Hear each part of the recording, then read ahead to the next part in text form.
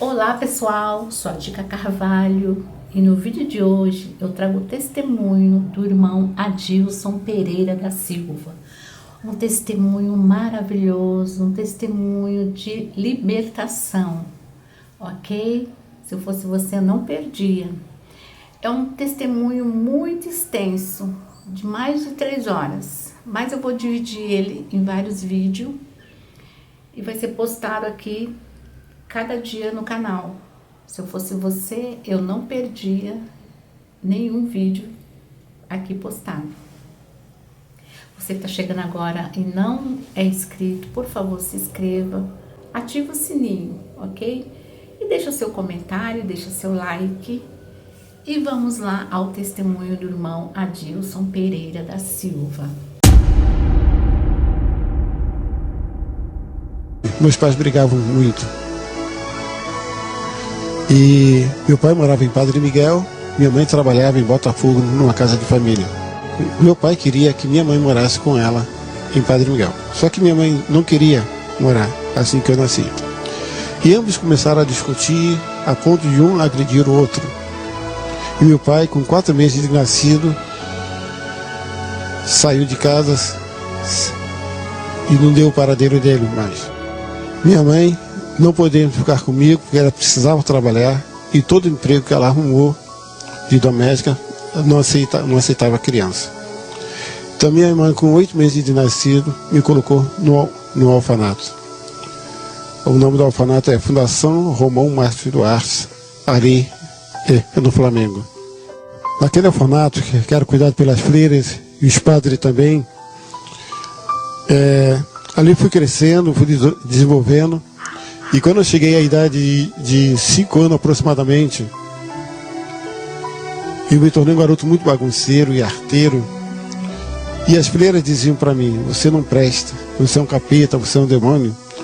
Quando você crescer, você vai ser um ladrão, um assassino. Imagine uma criança ouvindo essas palavras. Imagina a escritura. Olha só o que o provérbio diz, Provérbio 20. O verso 11 diz assim: até a criança se dá a conhecer pelas suas ações, se o que faz é puro e reto. E pelo que os padres, as freiras diziam, que era um capeta, que era um demônio, e quando eu crescer eu me tornaria um assassino e um ladrão. Isso muito me deixava chateado, e o tempo fosse passando, de tanto elas falaram que um dia eu seria um ladrão, um assassino. Quando eu cheguei à idade de 7 anos, eu estava no refeitório e eu peguei um prato de comida, o meu prato de comida, coloquei sobre a mesa. E quando eu peguei o garfo para pegar a comida, o Carlos Monte pegou o prato e puxou e eu dei com o garfo na mesa. E fez com que eu ficasse muito furioso, com raiva. E eu olhava para ele, ele ria da minha cara. Os meus colegas de mesa também todos estavam zombando de mim.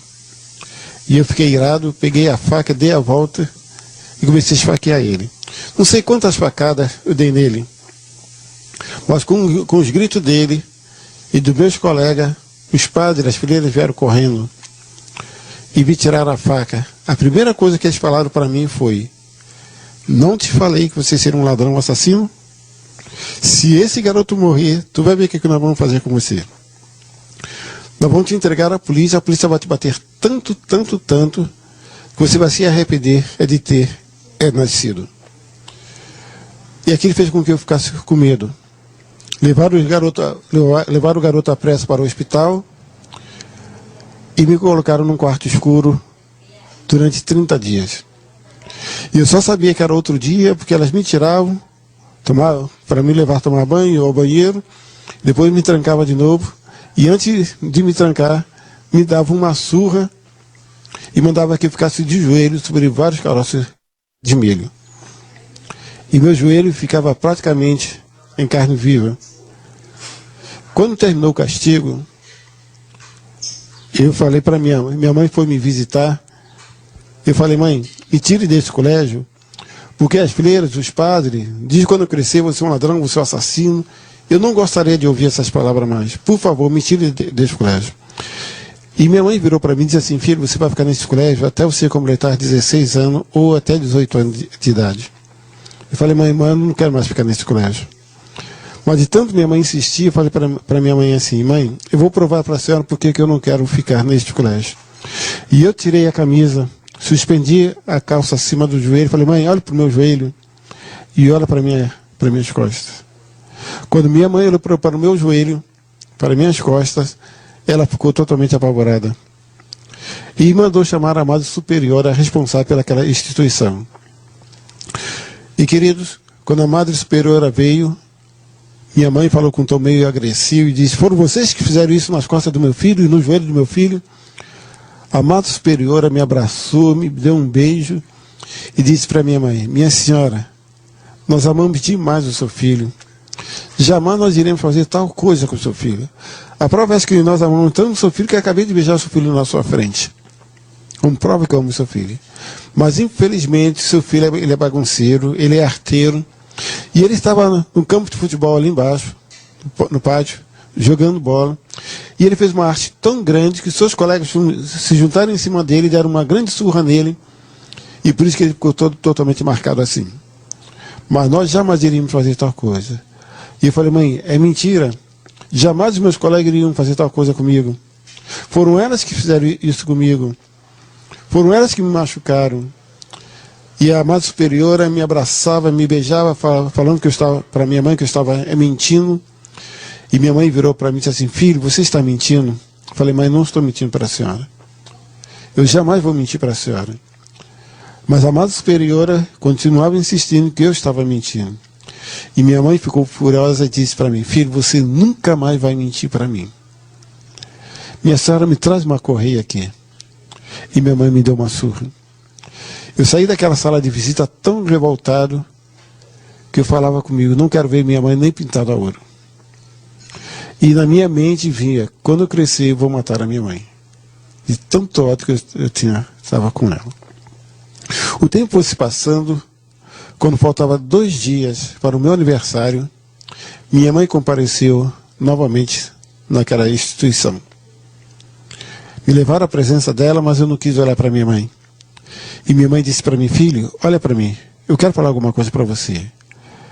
E eu falei para minha mãe: eu odeio a senhora, eu não quero mais saber da senhora, porque a senhora me bateu. E minha mãe virou para mim e disse assim: filho, esqueça o que passou. Eu quero te dizer uma coisa muito importante. Daqui a 2 dias você vai fazer 8 anos de idade. Sua mãe queria fazer alguma coisa de importante para você. E eu falei para minha mãe: mãe, não adianta, o que eu pedir a senhora não vai acreditar. Porque a senhora acredita nos padres, nas freiras, menos em mim. Então não adianta falar nada, porque a minha palavra não tem valor para a senhora. Mas minha mãe disse assim: filho, eu quero fazer algo por você no dia do seu aniversário. Diga que eu vou fazer. Diga que eu vou fazer alguma coisa por você no dia do seu aniversário. E eu falei: mãe, o meu maior desejo é que a senhora me tire desse colégio. Porque as freiras, os padres, dizem que quando crescer você é um ladrão, você é um assassino. Eu não quero mais ouvir essas palavras. Por favor, mãe, me tire deste colégio. E outra coisa, mãe, no dia de visita, meus colegas, vêm o pai, vêm a mãe, vêm os tios, vêm os avós, vem todo mundo visitá-lo. E eu só vejo a senhora. Cadê meu pai? Cadê meus avós? Cadê meus tios? Eu não conheço ninguém. A senhora nunca trouxe nem um retrato do meu pai. Como é que eu não sei nem como é que é o meu pai. E minha mãe falou assim: filho, olha para mim. E eu olhei para ela, ela disse: filho, daqui a 2 dias você vai completar 8 anos de idade. O seu presente vai ser justamente isso. Eu vou tirar você desse orfanato e vou levar você para conhecer o seu pai. E tem essa: eu e seu pai voltamos a morar juntos de novo. E resolvemos te criar juntos. Então nunca mais você vai pisar os pés nesse orfanato. Porque eu e seu pai vamos te criar juntos. Eu olhei para minha mãe todo sorridente e disse: mãe, a senhora está falando a verdade? Vai acontecer isso mesmo? Ela disse: vai, você pode ter certeza que no dia 9 de maio, daqui a 2 dias, no dia do seu aniversário, eu vou tirar você daqui. E eu saí daquela sala de visita feliz da vida. E comecei a falar para os meus colegas que eu iria sair daquele colégio e nunca mais iria pisar os pés ali.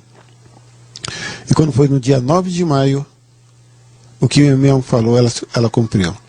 Ela me tirou do orfanato, me deu uma roupa nova, um sapato novo, e agora me levou para um bairro chamado Padre Miguel, na zona leste do Rio de Janeiro. E ao chegar no bairro Padre Miguel, soltamos da condução, minha mãe virou para mim e disse assim: filho, você está vendo aquele homem lá embaixo, correndo de braços abertos? Eu falei: tô, mãe, corre que aquele homem é o seu pai.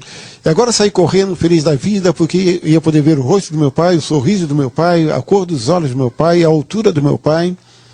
Mas quando faltava alguns metros para nós nos abraçarmos, a polícia veio e começou a metralhar o meu pai. E mataram o meu pai na minha frente. Olhava para minha mãe não falava nada, olhava para os policiais nada. E agora mesmo assim corri. Aliás, meu pai fazendo um sinal para mim parar para que os tiros não viessem acertar em mim. E quando os policiais pararam de atirar meu pai, tentei abraçar o meu pai, mas eu e meu pai caímos juntos no chão. Meu pai olhou para mim e só disse uma palavra: filho, e fechou os olhos.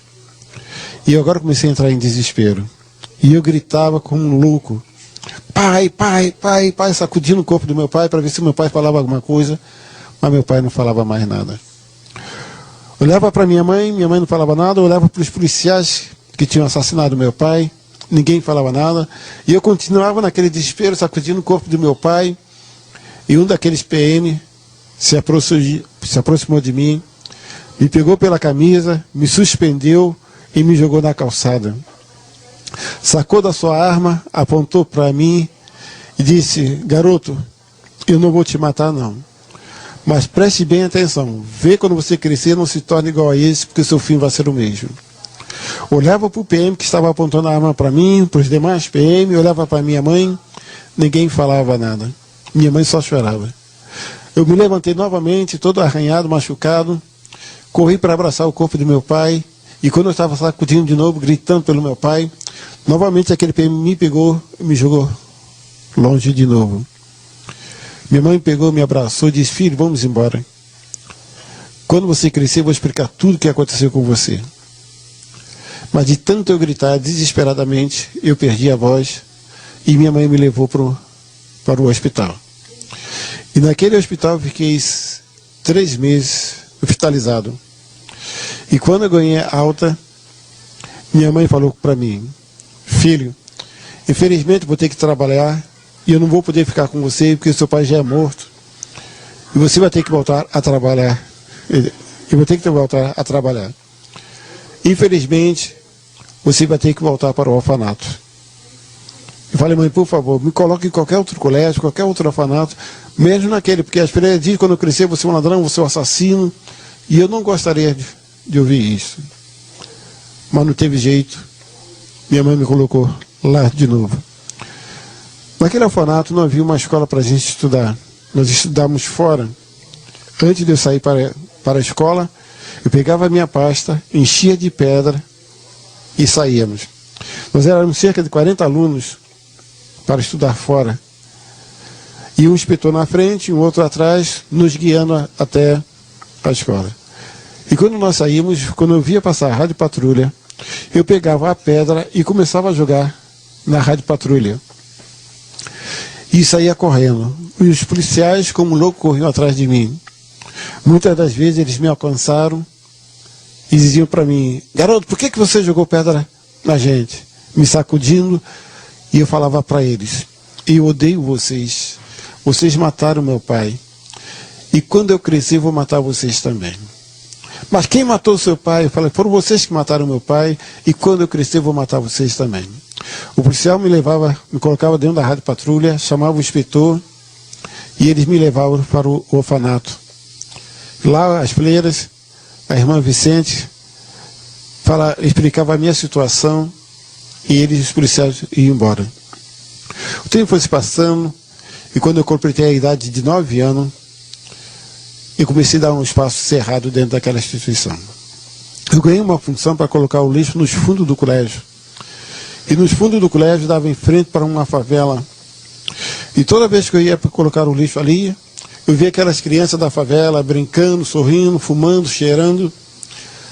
E eu começava a ficar triste porque via aquelas crianças felizes, fumando, cheirando, bebendo, e eu naquela situação.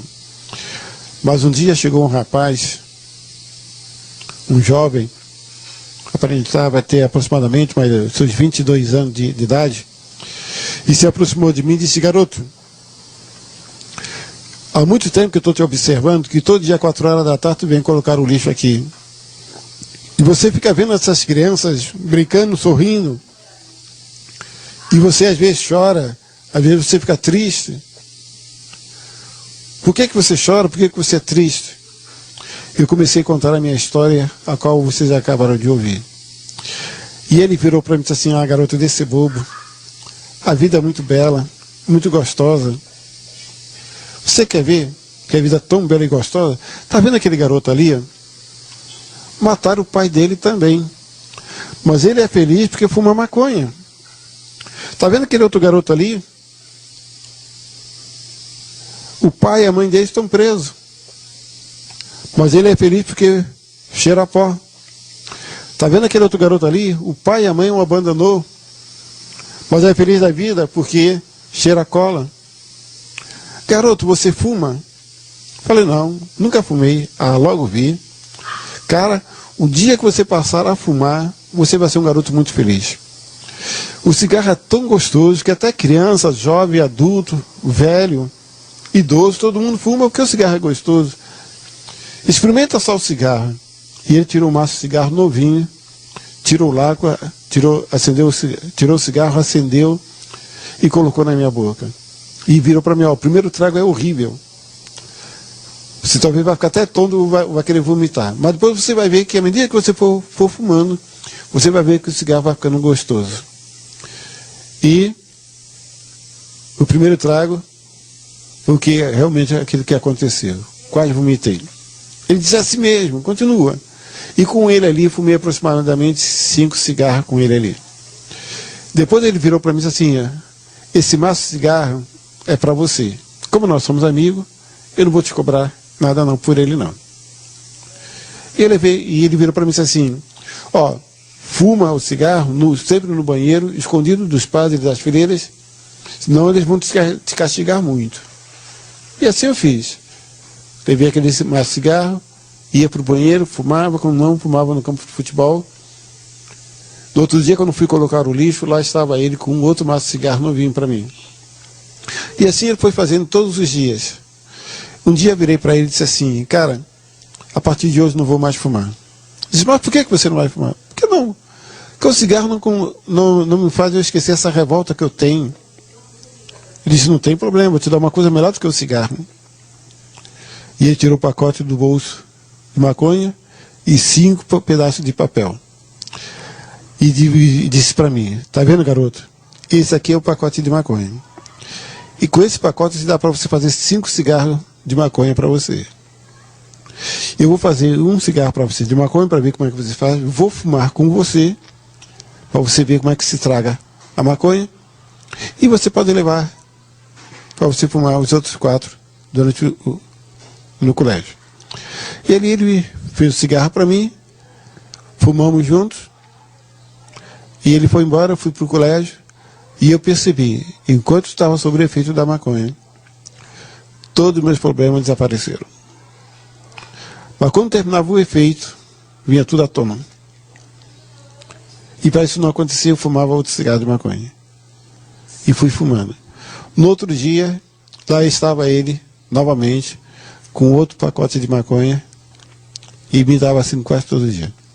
Quando ele percebeu que eu já estava totalmente viciado, que eu não podia ficar um instante sem a droga, ele virou para mim e disse assim: garoto, agora você é viciado, você não pode ficar um instante sem a droga, você agora a partir de hoje, você vai ter que comprar de mim.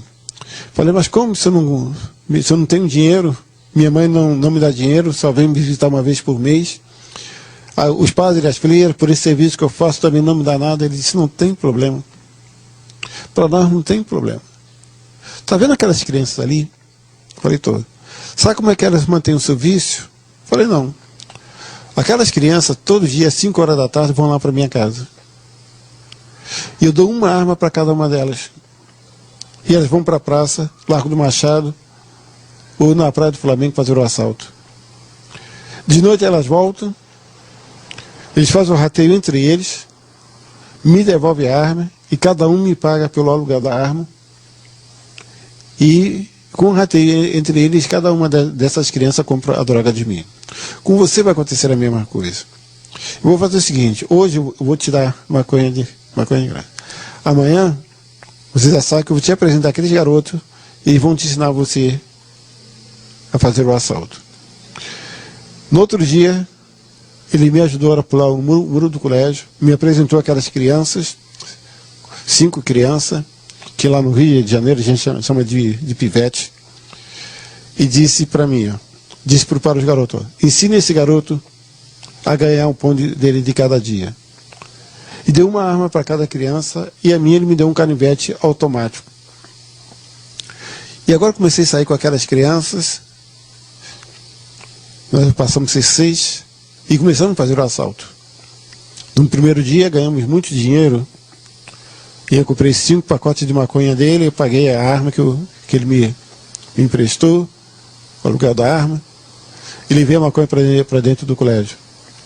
No outro dia ele me ajudou novamente para lá no colégio, e me juntava aos garotos e fazíamos o assalto. Mas teve um dia que nós não fomos felizes. A primeira pessoa que nós fomos assaltar era um policial. Estava civil, a paisana, e toda vez que nós íamos assaltar alguém, nós fazíamos um círculo ao redor dessa pessoa. Então o policial não olhou para trás, olhou para as 2 crianças que estavam lá na frente dele, e esqueceu de olhar para nós que estávamos atrás dele. E quando ele abriu o paletó para sacar da arma, um dos meus amigos segurou a mão dele para não deixar ele sacar da arma, e nós 5 começamos a esfaquear aquele policial. E matamos aquele policial.